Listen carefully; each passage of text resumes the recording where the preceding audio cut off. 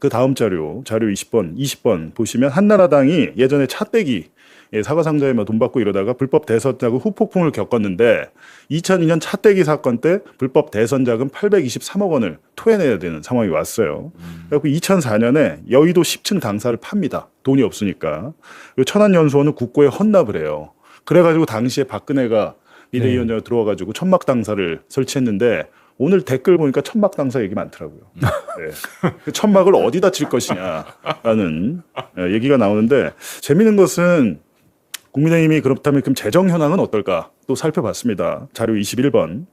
국민의힘의 현재 총자산 1,315억 776만 원. 선관위에 이제 작년 말 기준이고요. 토지가 756억, 건물 160억. 건물 하나 팔아서 될 일이 아니에요. 지금 임차 보증금 273억인데 현금이 115억밖에 없습니다. 그러니까 지금 돈이 엄청나게 모자르잖아요. 그러네요. 예. 팔아야 되는 건데. 예, 그래갖고 자산 대부분이 부동산이라서 여러 개를 팔아야 될 수도 있다. 물론 삼심이 확정되면 그렇고요. 제가 100% 장담하는데 이미 그런 기사가 나오고 있던데 조선일보나 이런 데들은 민주당도 그 공직선거법 이재명 대통령 공직선거법 파기환송 조이대가 파기환송 시켰잖아요. 지난 대선 직전에 그 유죄 나오면 민주당도 한 430억 뱉어내야 돼. 이 기사가 나올 겁니다. 이제 예, 이 기사가 나올 건데. 별개의 사건이고, 예, 그거는 2심에서 무죄가 나왔던 것을 조이대 대법원이 말도 안 되게 처리를 해가지고 법원 노조가 들고 일어났잖아요. 이런 식의 사건 처리는 정치 개입이라고 하는 겁니다. 이제 내일 일간지에서 쓰는 기사를 가지고 수요일 날 우리 치킨쇼에서 다시 다루면 되겠네요. 그러니까요. 뭐 내일 굉장히 다양한 이제 다양한 해석이 나올 것 나오겠죠. 같아요. 그리고 저는 개인적으로 좀 아쉬운 게 397억을 최초로 쓴 기자가 전데 아, 자료 13번 보시면 내가 방금 그 이야기 해주려고 그러니까 아니 스스로 이야기하기 제가 딱 보세요. 이때가 조금만 언제입니까? 기다리지. 2024년 11월 22일에 그러니까 개엄 전이죠. 이때 강남 가로수길 예화랑이라는 곳에서 이제 불법 선거사무소를 윤석열이 여기서 TV 토론 준비도 하고 선관위에 그 신고해야 되거든요. 선거사무소 주소는. 근데 여기는 불법 선거사무소였고 아까 건진법사는 양재동의 서희건설에서 또 네트워크 본부 불법 선거사무소를 했었고 이런 것들을 저희가 그때 뉴스타파에서 보도를 했고 이게 안진걸이나 뭐 참여연대 이렇게 시민단체에서 고발을 했었어요. 공직선거법 위반 혐의로. 이때 제가 저 기사를 쓰면서 찾아봤습니다. 선거보증금 얼마 받았지? 397억이더라고요. 저 기사 때 처음 나왔는데 이것도 사실은 굉장히 빼박 증거인데 특검이 요거는 기소를 안 했어요. 기소를 안 해가지고 근데 다행히도 한상진 기자 건이 어떻게 보면 10여 년간 증거가 많잖아요. 녹음 파일도 있고. 그래서 그걸 기소한 게 아닌가라고 생각이 드는데요. 이 건까지 기소했으면 오늘 실형 나왔을 수도 있습니다. 네. 실형. 아니 그리고 이것뿐만이 악질 범죄라서. 네, 그리고 이것뿐만이 아니라 사실은 그 윤우진 사건 그 허위 사실이 공표된 걸로 알려진 그 관훈 토론회 그때 이 도이치모터스 주가 조작 사건 관련돼서도 우리 집사람은 뭐 돈 한 푼 뭐 번 거 없다, 뭐 오히려 돈을 잃었다, 그래서 뭐 갈라섰다, 뭐 이런 얘기를 막 하잖아요. 그리고 장모 관련돼서도 뭐 10원 발언도 그때 나오고 많았어요. 많았는데. 근데 그거를 경찰이 수사를 해서 이것도 공직선거법 위반으로 기소를 해야 되는 거 아닌가라는 의견을 검찰로 보내놓으니 검찰에서 이거는 불기소하는 게 맞는 것 같다라는 의견을 줬다라고 해서 최근에 이제 언론 보도가 나와서 좀 시끄럽잖아요, 지금. 그게 문제입니다, 바로. 그러니까 이게 저는 검사들의 문제예요, 그게. 장윤기 사건 같은 경우에는 보안수사권이 있어야 된다. 그 보안수사권 없었으면 장윤기 사건 같은 거 다 암장됐을 거 아니냐고 그렇게 목소리를 높이는 검찰이 왜 저런 문제에 대해서는 왜 보안수사권 발동을 안 하는지 난 이해가 안 되고요. 맞아 이게 그 도이치모터스 사건 이것도 이제 좀 짚고 넘어가기는 가야 돼요. 이게 그러니까요. 그리고 이게 그 이제 경찰 이제 특수본에서 이제 실제 이거를 그 수사를 했어요. 그래가지고 그 이제 도이치모터스 사건 관련해서 관훈 토론회에서 그게 2021년 10월 15일이네. 그때 이제 윤석열이 국민의힘 대선 경선 후보였잖아요. 그때 뭐 워딩이 돈을 빼고 그 사람하고는 절연을 했습니다. 네, 맞아요. 그다음에 뭐 저희 집 사람은 오히려 손해 보고 나왔습니다.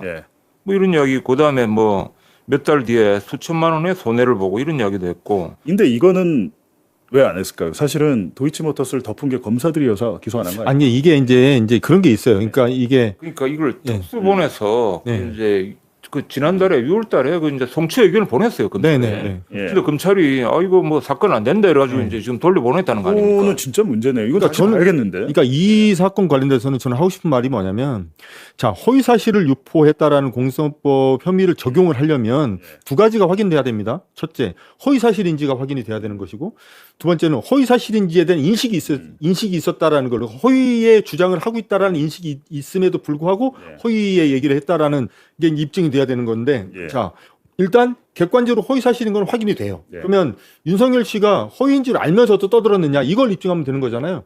근데 이거를 경찰이 만약에 수사를 제대로 못해서 이 부분에 대해서 뭐 명명백백하게 이제 혐의를 못 밝혔다 치면 검찰이 자기들이 해야 될 거 아니에요. 그렇게 수사 잘한다고 주장하는. 아니, 그럼 수사 잘한다며. 그럼 자기들이 수사 잘한다며. 그럼 그걸 하기 위해서 본인들이 더 열심히 나서면 되는 거잖아요.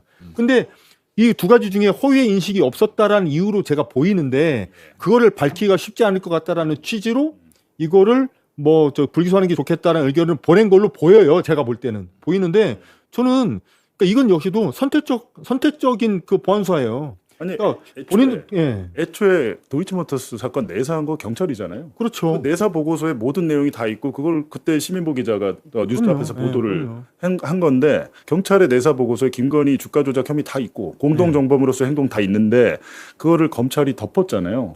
덮었고 디올백도 덮고 했는데 도이치모터스 유죄 나오고 디올백도 유죄 나왔잖아요. 지금. 그러니까. 그럼 그거를 덮었던 검사, 지금 수사 보고서 조작한 것까지도 다 나왔는데 종합특검에서 검사에 대해서 뭐 압수수색을 한다거나 이런 얘기를 들어보질 못했습니다. 지금 어쨌든 김건희 씨의 주가 조작 문제라든가 장모 최은순 씨 관련된 범죄 혐의, 이런 것들이 대략 2020년 초부터 2021년 대선 전까지 계속 논란이었고, 그 과정에 뉴스타파 등 언론들의 노력으로 상당 부분 사실관계 확인이 된 상태였었어요. 그랬는데도 불구하고 2021년 연말 대선 공간에서 윤석열 씨가 우리 집사람은 돈 번 거 하나도 없다라는 식으로 얘기를 했단 말이에요. 저는 그 전에 나왔었던 보도 내용, 그 보도와 수사 과정에서 확인된 내용만 가지고도 윤석열 씨가 허위의 사실인 거를 알고 있음에도 불구하고 허위 주장을 떠들었다라는 걸 저는 입증하는 거, 저는 그렇게 어려울 것 같지가 않아. 그럼 그런 거 아닌가요? 2021년도 대선제 당시에 메이저 언론들이 사실은 그때 또 고발사주 사건이라는 큰 사건이 터지잖아요. 그렇죠. 근데 그 뉴스버스가 보도를 했었는데, 이런 큰 사건이 터졌을 때 메이저 언론이 주목을 안 하면 그냥 아무 사건이 아니게 되는 거 아니에요? 그렇죠. 이제 메이저들이 보도 안 하면 사건은 이제 실제하지만 그렇죠. 없는 사건이나 맞춰버리는 거죠. 맞아요. 그 이제 사람들의 이제 눈귀에 거의 이제 가려져 버리니까. 근데 뭐 조금 전에 이야기했다시피 도이치모터스 관련해서 여러 번 이제 보도를 했잖아요.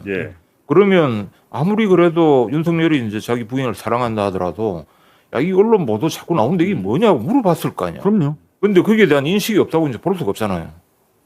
그러니까 이게 검찰이 이제 이런 부분을 뭐 혐의를 밝혀내기 힘들다고 이제 뭉개버린 것 자체가 말이 안 되는 거죠. 근데 지금 이제 국힘당 원래 사실은 지방선거 압승하고 좀 우리가 해산도 바로 하고 이렇게 했어야 되는데 저렇게 개판을 치고 있지 않습니까? 그런데 지금 개판 중에서도 상개판이 벌어졌어요. 권영진 의원이 국힘당 최고위에서 상임위원회 배정하는 것과 관련해서 정정식 원내대표 그리고 그 전에 송원석 원내대표 두 사람 막 멱살을 잡았다는 거예요.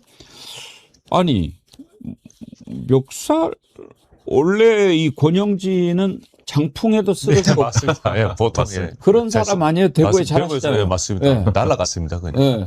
근데 또 남의 멱살을 또 잡는 힘이 있나 봐요. 아, 맞습니다. 그래서 좀 보니까 목소리도 크게 내시고 뭐 쌍욕도 하시고 장풍에 비해서는 공격적이시다. 네. 근데 멱살을 잡은 이유가 상임위 자기가 원하는데 배정을 안 해줬다 이거죠. 그렇죠. 그러니까 이제 쉽게 얘기해서 이제 무시한 거다. 그리고 또 불통이다. 소통이 안 된다. 국민의힘의 현 상황을 대변하는 것이죠. 예. 근데요, 이제 이걸 좀 들여다봐야 되는 이유가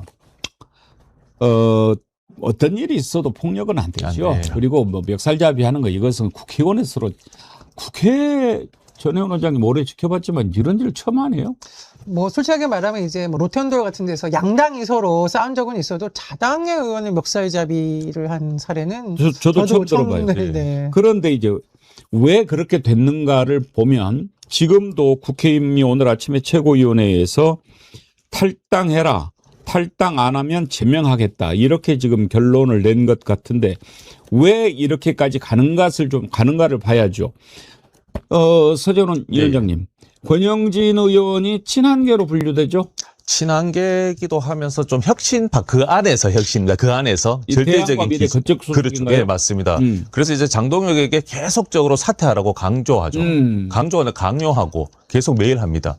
예, 그리고 또 냉정하게 봤을 때는 권영진 이제 의원의 스타일상 좀 점잖은 편입니다. 예, 목소리 사실 내진 않는데 계속적으로 목소리를 내다 보니까 좀 지쳤다. 예, 그래서 보면 상임위 위원장을 달라는 것도 아니고요. 상임위에 들어가겠다고 한 건데 그걸 계속 무시한 겁니다. 어떻게 행안인가 간사를 시켰다고 그러던데. 그 본인은 아마 정보인가 가고 싶어 했는데 예. 그걸 계속적으로 무시하다 보니까 정점식 원내대표에게 멱살을 잡고 고함을 지르고 아마 곧 자당에서 제명될 가능성이 저는 있다 봅니다. 이제 제명을 예. 하려고 하는 것은 이런 일을 벌인 그렇죠. 것에 대해서 하는 것은 맞지만 예. 이게 그동안에 장동혁 물러나라는 얘기를 계속했기 때문에 배심죄 지금 딱. 예, 장동혁 그 당권파가 네. 딱 장악하고 있는 네. 최고위에서 세게 나오는 거 아니겠어요? 그렇죠. 지금은 어쨌든 자진 탈당을 권유하고 있다고 하는데 그러면서 또 뭐 속보로는 뭐 정점식 원내대표는 사감 있고 열심히 일하겠다라고 하는데 마치 이제 당에서 있었던 그런 추잡한 일이 더 이상 보도되는 거를 좀 막고자 지금 하려고 하는 것 같아요. 그래서 그거에 대해서도 빠르게 제명으로 정리가 돼야지만 이런 일이 더 추악한 현실로 맞닥뜨려지지 않지 않을까. 예, 그런 생각이 듭니다. 정점식 원내대표 말이 조금 바뀌어요. 이제 맨 처음에는 뭐 그런 일이 있어서는 안 되죠. 뭐 그랬다가 분위기가 주말 사이에 팍 바뀌었어요. 아, 저거는 좀 안 되겠다. 아마 장동혁 쪽에서 세게 나간 것 같아요. 이번 기회에 완전히 정리해야 된다라고 하는 것 같은데 그 일이 바로 있었을 당시 지난 23일 정점식 원내대표 그리고 오늘 아침에 국회에서 했던 발언 한번 이어서 들어보죠.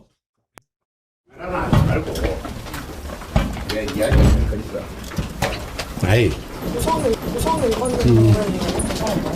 우리 당 내부에서 뭐 일상적으로 있을 수 있는 일이라고 생각합니다. 실상적으로 있을 수 있는 일은 아니지만은 당 내부의 문제를 가지고 이런저런 이야기하는 것은 적절하지 않다고 생각을 합니다. 지난주의 일은 제 개인의 문제가 아니라 보수 대표정당 국민의힘의 문제입니다. 이번 일을 계기로 해서 보수의 품격과 당의 질서를 바로잡는 그런 계기가 되어야 된다고 생각을 합니다. 저는 지난 사감을 모두 잊고 국민의 삶과 국가의 그리고 대한민국의 정상화를 위해서 원내대표로서의 책무를 다해 나가겠습니다. 이제 말이 바뀌어져서요. 오동현 변호사님. 네. 맨 처음에는 심지어 뭐 일상적으로 있을 수 있는 일이라고까지 했다가 아니면 그것은 아니고 뭐 이런 정도로 해서 당 내분데 너무 그렇게 크게 하지 네. 말자라고 했다가